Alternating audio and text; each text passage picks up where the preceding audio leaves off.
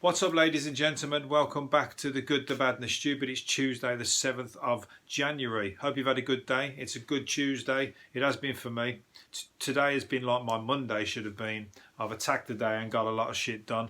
I've even done this podcast once already, halfway through. I forgot to press record, so I've had to go back to the beginning, and now I'm repeating myself. Probably not as articulate as I did in the last one. It's a shame you missed it, but we'll have to crack on. We're going to start. I haven't got time now. I've got other stuff to do, so we're going to roll on. So hopefully I don't make too many mistakes, but the podcast is full of mistakes. I don't know what I'm talking about. Extinction Rebellion bosses are saying that celebrity backers such as Emma Thompson should stop flying around the globe. They're not happy that they crisscross the globe anyway, but also to get to their marches, like Emma Thompson flew 5,400 miles in the summer to attend Extinction Rebellion in London. So they're kind of damned if you do and damned if you don't, really, aren't they? Because they want to be part of it, but at the same time, their job is to fly around the world. So, and you're being a hypocrite because it's against the message if people are flying around the world and the air industry is kind of a cause or a problem with climate change, then unfortunately you kind of well, it's one rule for you and one rule for them, because you're paying to offset it and then saying, well, I still get to fly. There's millions of poor people who aren't flying, so I'll do the flying but pay my way. But it doesn't really, doesn't really go down too well, does it? But unfortunately, people have got to get to work, haven't they? And their job is global. So unless they fucking stop working and only work in England, or get boats, you know what I mean? Imagine you've got a job in Australia and you've got to get a boat there. How long does it take to get to Australia? About 6 weeks, isn't it? You could do it. They could just maybe they'll just have to hire set the film crew up on the boat as well. Use one of the spare rooms on the boat or something and film some of the scenes in there or something. So it could be done, but people ain't going to do that, are they? I think what they need to do is stop killing people that know how to turn water into fuel.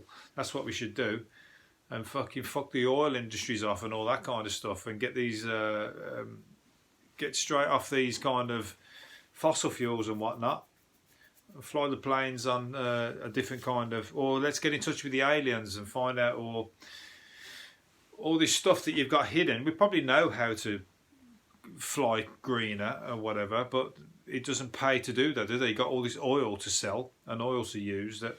So we're doomed, basically, is the gist of it.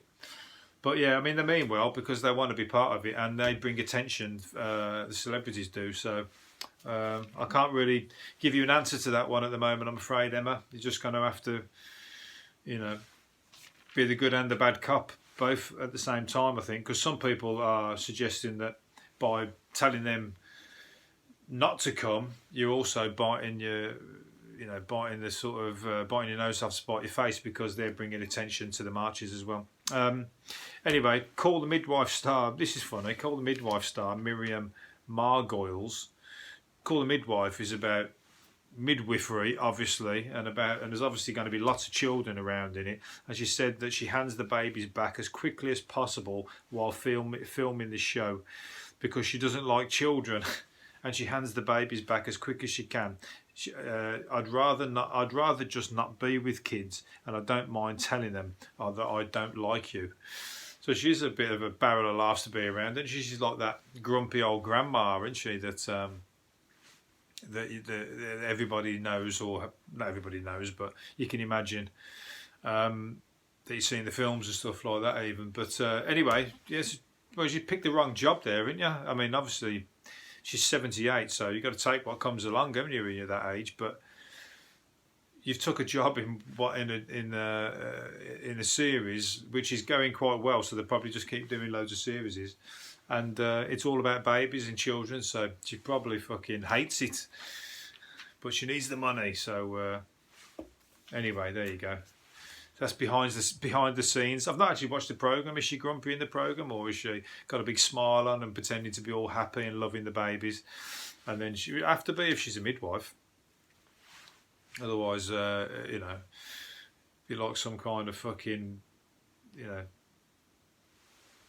you can't be the nasty character. Well, maybe she is, I don't know. I've never seen it. Don't want to watch it anyway. But I don't hate that Sunday night TV. It's almost like, what's it, Heartbeat, isn't it? It makes you realise that the weekend's over and you've got to get up and go to work the next day. It's just puts a stamp on it. I try and avoid all that kind of Sunday feeling. Country File, can't watch it. Just makes me feel like it's a Sunday. Remember the EastEnders Omnibus? That was the worst one. That was the proper killer. That one really fucking put you on a downer. Even just hearing it in the background. I used to come back from all night raves and everything, and I couldn't sleep and whatnot, and you're lying there and you put the TV on, all of a sudden that shit comes on. And the storylines just, I tell you what, I don't know about the hangovers or not being right till Thursday. I think it was from watching shit like that. It wasn't from the all-night partying and whatnot. It was coming down, you're coming down and you're just going, is this what it's all about? You know what I mean? You want to get straight back to the party as quick as possible. That's what you want to do. Anyway, baffled villagers have turned detective trying to nail who done it, they've called this, the riddle of the 50-foot piles of manure in a village. It's not really a riddle. People are just pulling up with trucks and dumping loads of manure into the countryside. Bit sellable, isn't it? Anyway, isn't it, manure? So they're missing the trick there. If anybody wants a good business idea, get down to, where is it? Bishopton in County Durham, because somebody's dumping truckloads of manure in the countryside. 50-foot piles of it as well. So it's not like, you know, I mean, they're doing it. They're doing this on a Sunday night, aren't they? Because everybody's in watching that shit I've just been talking about. So they're creeping up. You know, because these are Arctic, they've got to be massive lorries dropping this. The guy Poirot here, he said, what was he saying? They must have a big trailer, as there's an awful lot of it. You don't say. But anyway, manure is sellable, so if you've got a big trailer, go and pick it up and flog it round your local pet shops and whatnot, or garden centres and whatever. Unless it's not fucking cow manure. Or what the fuck, maybe some other kind of shit, God knows what. But anyway, there you go. It's a riddle, it's a mystery, and it's a Sunday night mystery. It's hardly Heart to Heart, is it? Or what's it called? Miss Marple. I don't think anybody's really bothered about trying to solve that one. It's one for Heartbeat to come along and do that one. Anyway, the geezer about Heartbeat. These are good. These kind painters. There's two guys in London. I'm just going to big these two guys up because they're two decorators and they're helping disadvantaged youngsters, giving their lives a makeover by transforming their bedrooms for free of charge. So they're decorators, and basically they're saying they aim to do one unpaid job for every paid one that they carry out through their firm, Good Guys Decorating. So I think they're based in London, so big them up. Where else? They're in Wandsworth. That's fucking great, that is, because they're doing double the work for half the pay, and they shouldn't have to, because these people should be able to get help from government agencies and all that kind of stuff, and unfortunately they don't. So people with a kind heart are doing it off their own backs there. So hopefully people will give them a lot more work out of that, and the word will spread. I mean, unfortunately, good news does spread, but bad news spreads a lot fucking quicker, doesn't it? You know what I mean? But hopefully that shit will get around and people will get behind them. So, Good Guys Decorating. There you go. Book them. You might get 2 rooms done for the price of one. No, you won't. But I think they do your room, and then they'll go and find somebody disadvantaged and help them out. So it's all about integrity. They're doing the right thing, even though no one's looking, because they could say that and not do it, but they're making that their message in their company profile. So good on them. Popcorn. Oh, I'm not going to do this one. Am I going to do this one? Popcorn needed a guy. I'm going to do it, but I'm going to move on quickly because it's a bit miserable. But a dad needed open heart surgery after getting popcorn stuck in his teeth. What the fuck? It's like, he was at death's door when he caught. I'm giving this as a warning to people. He had a deadly infection that attacked his heart and left him fighting for life. Basically, he had some popcorn stuck in his teeth, and because it got infected, the bacteria in there got infected because he couldn't get it out of his teeth. The bacteria travelled and got into his bloodstream and travelled to his heart and caused that. Who the fuck knew that there was an illness like that you could get? Of all these things that you can, all these dangers out there, and just something as simple as getting some popcorn stuck in your teeth can put you in fucking intensive care. So, all these big ideas and big plans we've all got, you could just get fucking put out by some buttickist at the cinema, and next thing you know, you're fucking brown bread. So, keep smiling and stop fucking moaning, basically, is the gist of this one. Because there was something else I saw earlier on. It's about what's it called? Anodin's back on the menu again. Anodin was... Not Anodin. Is it Anodin? Yeah, Anodin. They were saying that Anodin was aspirin, beg your pardon. Or they're saying Anodin. Hang on a minute, I better fucking check this. I don't want anybody dying on my advice. You'll be suing me and everything. Where is it? Aspirin. Aspirin's back on the menu. First of all, they said aspirin was good for you, good for your heart, it keeps your blood flowing and whatever else. And then something else come out a few years later, after a few people have had heart attacks and whatever, and they're saying, no, we don't think it does quite what it said. It probably does for people with a serious condition, but I think that was just backtracking a little bit on the advice that they'd given. Now it's back on the menu again because they're saying aspirin a day could stave off bowel cancer after experiments on mice showed the common painkiller stops tumours growing or reoccurring. So they're not telling you exactly how much you should take yet, but they're suggesting that they're going to get the dosage right, and then they're going to advise it that it's a good thing to take to ward off or to prevent getting bowel cancer. So I almost feel like I want to take it, you know what I mean? But then somewhere down the line, 3 or 4 years time, they'll go, oh, we just found out that it causes fucking ulcers or big massive perforations in your stomach lining. Oh, sorry about that. Probably better not to take it. I'll leave that one up to you. Consider, I'm not going to advise anybody what to do, but this is just news as it comes, but they always change it further down the line. A pub landlord has blasted... A pub landlord blasted over a sign saying regulars will be served first, has told moaners to shut the fuck up. That's a bit fucking... That is a bit shit, isn't it? But a pub landlord has blasted them by telling them to shut the fuck up. They should just go elsewhere on the back of that, shouldn't they? If I was in a pub and I'm at the bar and then the fucking regular was standing behind me and the bloke went, all right, John, what do you want? Yeah, what, 10 pints for you and all the rest in the corner? Yeah, hold on a minute, sorry mate. I'll be like, fuck you mate, I'm out of here. I'll say, you shut the fuck up, I'm done. I'll move on to your competitor down the road. Pubs are struggling, man. They shouldn't be fucking... You don't want to upset any customers. Remember, the customer's always right. But he's obviously got a pub for mates, hasn't he, basically. So, I don't know, in his village that might work. He'll keep his regulars happy. Maybe he just wants to keep his regulars not pissing off down the road to his competitor, but I think with the attitude he's got there, I don't think he's a very nice guy anyway, is he? Let's see what he says.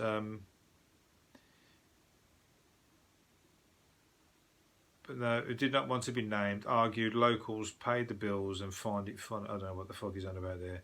Accept it and shut the fuck up, basically. So there you go, I'm going to move on. I can't have time to read it. I should have read it earlier on. But what's the pub called?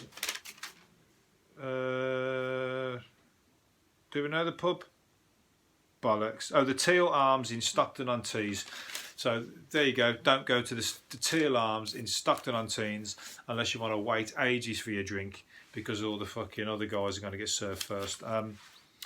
EastEnders star Steve McFadden has signed up to appear at Techno Raves across the country. I've just said earlier on that EastEnders used to depress the fuck out of me when I used to come back from raves and put the TV on, and that would just be worse than... I think that was the thing that used to make me not be able to hardly make it through the week till the next weekend. And now they're saying that fucking some modern day techno raves are paying people like Steve McFadden, who is Phil Mitchell, isn't it, to go to the raves I don't want to see if I was. I don't want to see Steve McFadden or whatever the fuck his name is at a rave. I'm trying to enjoy myself. I don't want the fucking EastEnders omnibus to come to me at the rave. It's the last place I want to see. Last people I want to see. No, I'm sorry. That is just like about as uncool as fucking you can get, isn't it? You're trying to like be underground and having a fucking party and like, you know, this is like cool and all that kind of stuff. All of a sudden, fucking Phil Mitchell and Ian Beale and fucking Wellard walk past or something. Robbie, Jesus. I'll be like, this place is shit, man. I'm fucking done with techno. I don't listen to techno anyway, but I certainly, definitely don't listen to techno. I don't go to any raves now because that's, you know, likely. If Nasty Nick was there, I could handle that. I'd have a chat with him. Nasty Nick. You know, Nasty Nick fucking giving you a sniff of his poppers or something or other. Fuck knows what. It'd be surreal, wouldn't it? You would think you were tripping. You'd think you was off your nut. If you know. I've seen some things, but that would be one that would like trip me out. That's for sure. Anyway, something else to trip you out is this mum has blown £8,000 feeding an addiction to eating talcum powder. She loves eating talcum powder. I mean, I thought that's a fucking weird thing it's a weird addiction anyway, but you don't forget that it costs loads of money. She's spending more on that than she would on what's it called, takeaways and shit like that probably. So Johnson's baby powder's her meal of choice, her favourite. What's she say? She's got a compulsion to eating non-food items. That's got to be one of the worst fucking illnesses or pastimes you can get. And what's it called? Addictions.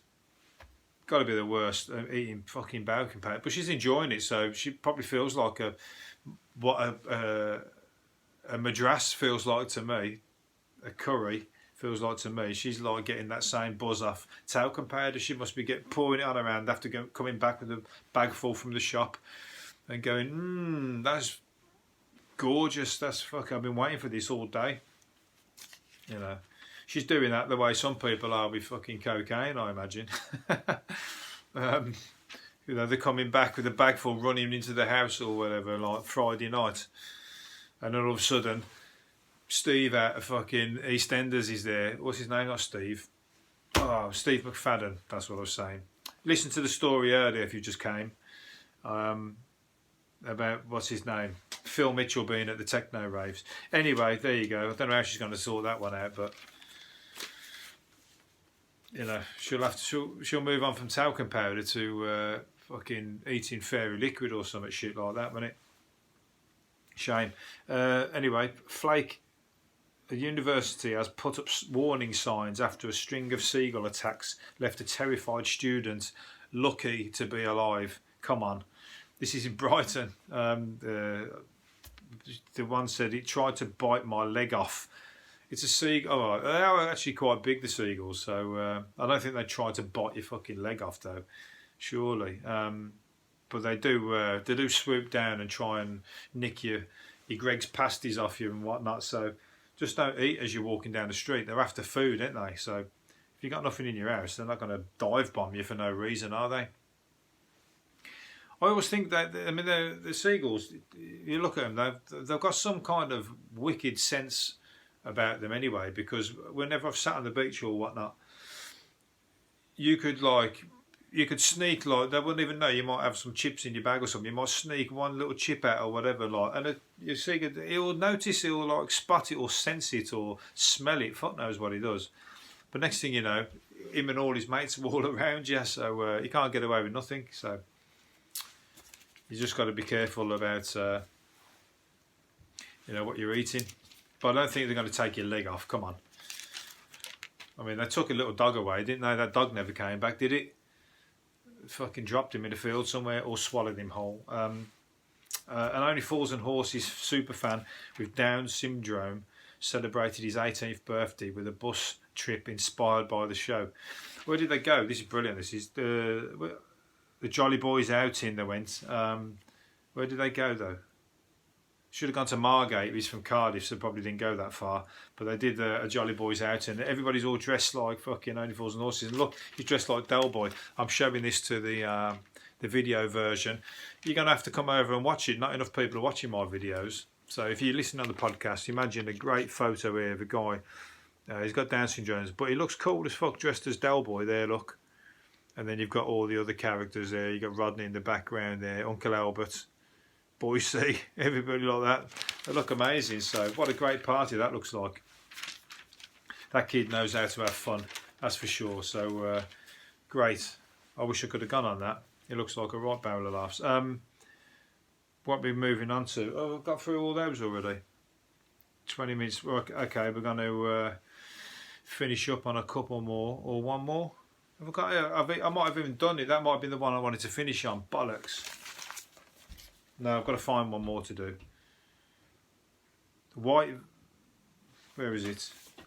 Okay, white van men are reversing the stereotypes by ditching fast food, booze, ciggies, and boosting their fitness. They're watching what they eat, and they're drinking and getting more exercise away from the wheel. They're right, you know why? Because I'm that man, and I do exactly that, funnily enough. Well, I say I'm a white van man. I've got a dirty white van, let's put it that way, but it's true that, well, I don't know about, I can't speak for fucking them, but people are getting more conscious. I think it's a sign of the times, isn't it? I think anybody with social media and that now, people sharing stuff around, you can't help but catch glimpses of either bad kinds of foods or the things promoting the healthy kind of lifestyles. And once you start picking up on it and you start like thinking, you know what, you're getting to an age now where you got to start looking after yourself. And if you want to keep partying, that's what I look at it. If you want to keep partying, you got to kind of counteract it or counterbalance it with a healthier lifestyle on the other side. You can't just do shit and party and drink shit and all that kind of stuff. You're going to go downhill fast, aren't you? So I want to keep partying until I'm fucking 99. Party like I'm 99. But not like Techno Raves with fucking Phil Mitchell out of EastEnders. Let's put it that way. Yeah, so there you go. So if you're not doing it yet, get with the trend. Start eating healthy, looking after yourself. It's actually all the more fashionable these days. And you just might not die of a heart attack when you're fucking giving it some on the dance floor. Right, I'm going to leave it there. Rambling fucking on. I'm going to leave it there and hopefully do another one tomorrow. See you later on.